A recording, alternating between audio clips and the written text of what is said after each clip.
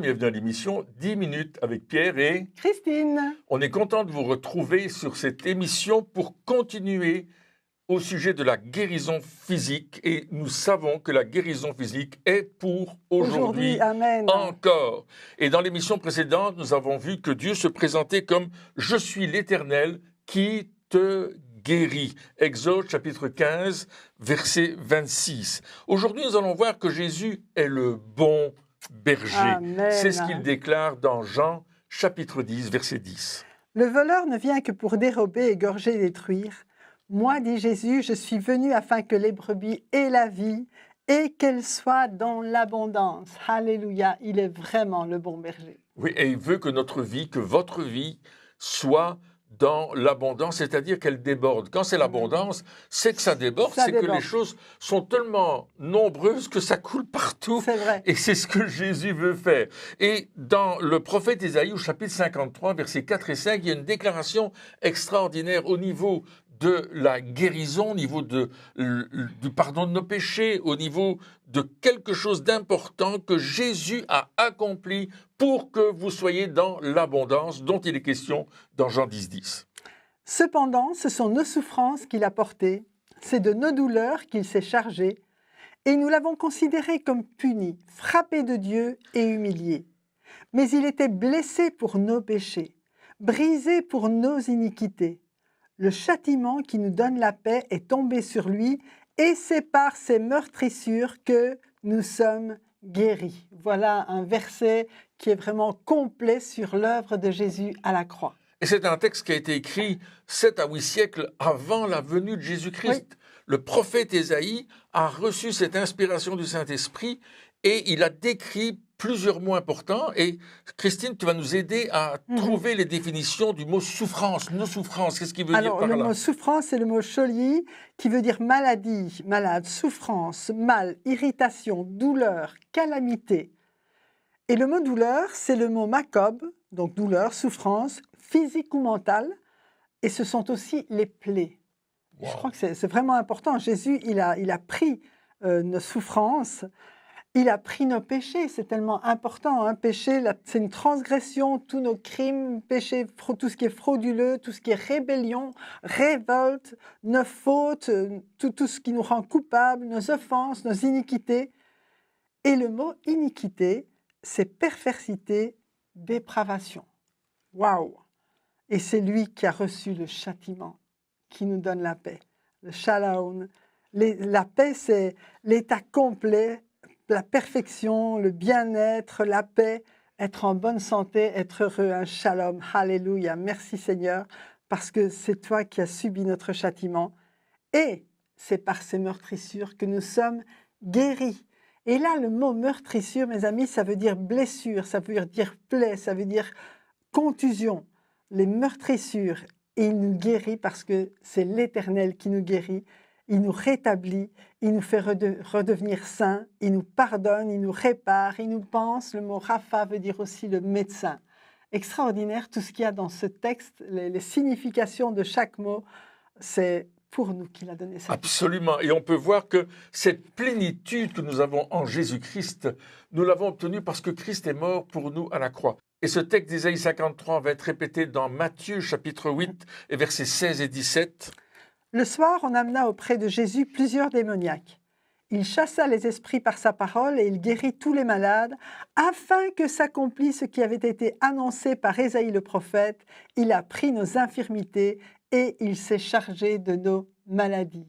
Et là, on voit que c'est vraiment l'accomplissement de cette prophétie d'Ésaïe que Jésus fait lorsqu'il guérit les malades. Et c'est cité dans l'évangile de Matthieu, oui. Mais Pierre, l'apôtre Pierre va aussi le dire dans sa première épître, oui. Au chapitre 2 et au verset 24. Lui qui a porté lui-même nos péchés en son corps sur le bois, afin que, morts au péché, nous vivions pour la justice, lui, par les meurtrissures duquel vous avez été guéris. On a changé de temps. Jésus est mort, il est ressuscité et nous avons été guéris. C'est déjà accompli. C'est accompli. Alléluia. Alors ces différents versets dans l'Ancien Testament, dans les évangiles, dans la première lettre de Pierre, nous démontrent que la guérison physique nous a été acquise à la croix au même titre que le pardon de nos péchés. Tout à fait. Ce qui est vrai pour le pardon est aussi vrai pour la guérison.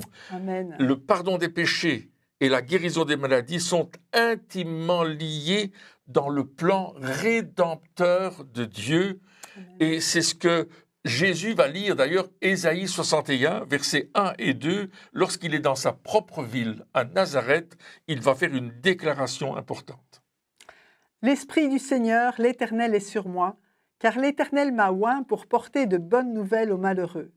Il m'a envoyé pour guérir ceux qui ont le cœur brisé, pour proclamer aux captifs la liberté et aux prisonniers la délivrance, pour publier une année de grâce de l'Éternel et un jour de vengeance de notre Dieu, pour consoler tous les affligés.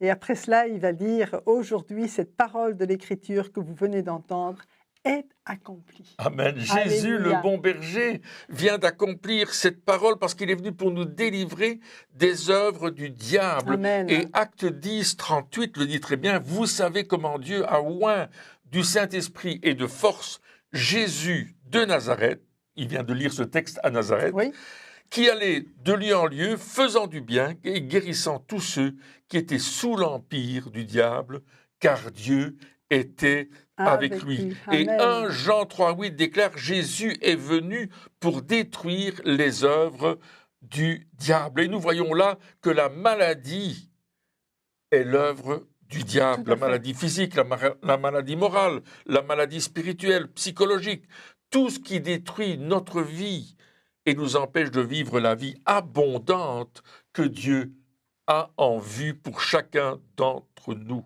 Alléluia. Amen. Jésus est venu pour détruire les œuvres du diable. Et Jean 5, 19 nous dit que Jésus faisait ce qu'il voyait faire au Père. Tout à fait. En vérité, je vous le dis, le Fils ne peut rien faire de lui-même. Il ne fait que ce qu'il voit faire au Père. Et tout ce que le Père fait, le Fils aussi le fait pareillement. Et au verset 21, il dit, car comme le Père ressuscite les morts et donne la vie, ainsi le Fils donne la vie à qui il veut. Alléluia, il est venu accomplir sur terre l'œuvre du Père et nous révéler son amour, sa puissance, sa grâce et combien Dieu est bien au-delà de tout ce que l'ennemi peut faire puisqu'il détruit les œuvres du diable. Voilà, Jésus a pleinement manifesté la volonté de Dieu en guérissant tous ceux qui se sont approchés de lui pour recevoir la guérison. Amen. Et c'est encore vrai pour aujourd'hui. À l'écoute de ces vérités, on a accès à cette guérison qui était obtenue au travers de l'œuvre de Jésus à la croix de Golgotha. Amen. Jésus s'est offert, et par ses meurtrissures, à travers ses souffrances, à travers les mains percées, les pieds percés, le côté percé et les coups de fouet dans le dos, Jésus a versé son sang pour nous délivrer complètement de l'œuvre de l'ennemi. Alors Amen. c'est le temps maintenant, chers amis qui êtes là, de vous approcher de l'œuvre de Jésus-Christ. S'il n'est pas votre bon berger, c'est le temps aujourd'hui de faire de lui le bon berger et de dire simplement, Seigneur, tu es venu pour me sauver. Je reconnais que je suis pécheur, que le péché me sépare du Père. Mais toi, Jésus, tu es venu pour me réconcilier avec le Père. Et aujourd'hui, je te reçois dans ma vie. Deviens le sauveur de ma vie et sois le Seigneur, celui qui répare, celui qui guérit, celui qui transforme, celui qui libère. Que ma vie soit maintenant dans cette abondance que tu promets. Je te reçois comme mon sauveur et Seigneur. Et peut-être tu es malade, peut-être tu as une maladie, on t'a dit c'est incurable, c'est impossible, mais Jésus a pris tes maladies à la croix par toutes ses souffrances. Alors simplement, déclare, je reçois aujourd'hui la guérison dans le nom puissant de Jésus-Christ. Et je remercie le Seigneur pour ce qu'il vient de faire dans ma vie. Alors que j'ai prié pour toi, dans le nom de Jésus, fais quelque chose que tu étais incapable de faire auparavant. Peut-être c'est de te lever de ta chaise et de marcher. Peut-être c'est d'écouter avec tes oreilles qui étaient sourdes et d'entendre beaucoup mieux, de voir bien mieux avec tes yeux.